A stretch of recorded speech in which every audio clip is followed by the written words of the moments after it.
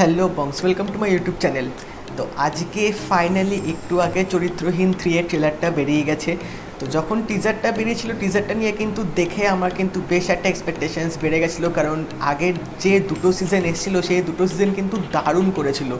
এবং এখন অবধি বলা যেতে পারে যে হইচইয়ের যে যতগুলো সিরিজ এসছে তার মধ্যে কিন্তু এই সিরিজটা এখন অবধি মোস্ট ওয়াচড এবং কিন্তু বেশ ভালো পপুলারিটি আছে, কারণ প্রত্যেকটা সিজনে কিন্তু গল্পগুলো কিন্তু বেশ ভালোভাবে কিন্তু বিল্ড আপ করে এবং কিন্তু বেশ ভালোভাবে কিন্তু এই যে প্রেম সম্পর্কটা কিন্তু তুলে ধরে।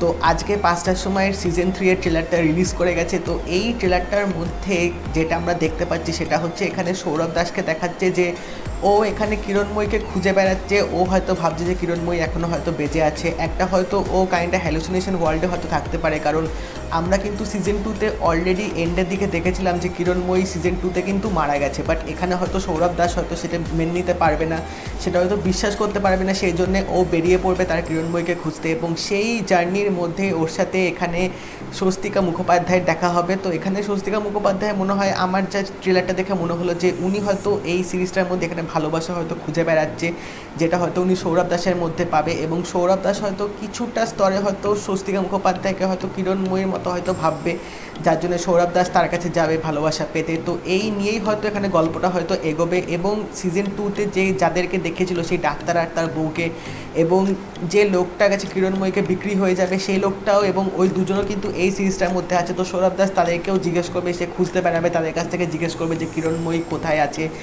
এবং এন্ডের দিকে যেটা দেখাবে সেটা হচ্ছে গৌরব বাবুকে। তো সিজন 1-এ তোমরা যারা দেখেছো তারা হয়তো জানো যে কিরণময়ী কিন্তু গৌরব চ্যাটার্জির বউ ছিল সিরিজটার মধ্যে, ফার্স্ট সিজনে যে হুইল চেয়ারে ছিল, তাকে আবার সিজন 3 এর এন্ডে আমরা ট্রেলারটার মধ্যে দেখতে পাচ্ছি। তো বোঝাই যাচ্ছে সিজন 3টা কিন্তু একটা বড়সড় কাস্ট নিয়ে আসছে, মানে আগের দুটো সিজনে যারা মেন ক্যারেক্টার ছিল তাদেরকে নিয়ে কিন্তু এই সিজন 3টা করা হবে। এবং এটার মধ্যে যেটা আমার সবচেয়ে বেশি ভালো লেগেছে সেটা হচ্ছে ব্যাকগ্রাউন্ড মিউজিক এবং গানটা।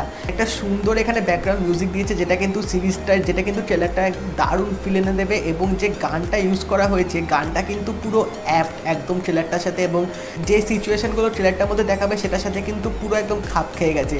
দারুণ লাগছে ট্রেলারটা। এবং ওভারঅল দেবালয় ভট্টাচার্য তো ভালো দারুণ সিরিজ বানায়, এবং এই সিরিজটা তো উনি একদম সেরা করে সবসময়।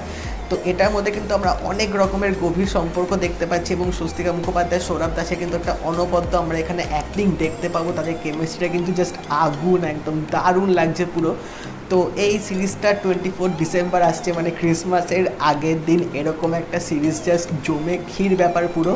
তো এবার দেখা যাক এই সিরিজটা কীরকম হয়। আমার তো বস ফাটাফাটি লেগেছে, আমি রীতিমতো ওয়েট করছি কবে এটা আসবে।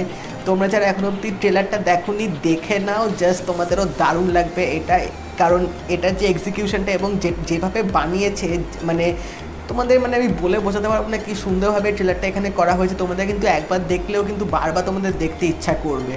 তো তোমরা যারা এখন অবধি দেখোনি দেখে নাও, এবং যারা দেখেছো আমাকে জানিও তোমাদের কেমন লাগলো। আর যদি এই ভিডিওটা ভালো লেগে থাকে এটা লাইক করে দিও, শেয়ার করে দিও, চ্যানেলটা সাবস্ক্রাইব করে দেবে অবশ্যই। এরকম আরও আপডেট আর রিভিউস আমি আনতে থাকবো। তাহলে দেখা হবে পরের ভিডিওতে। বাই।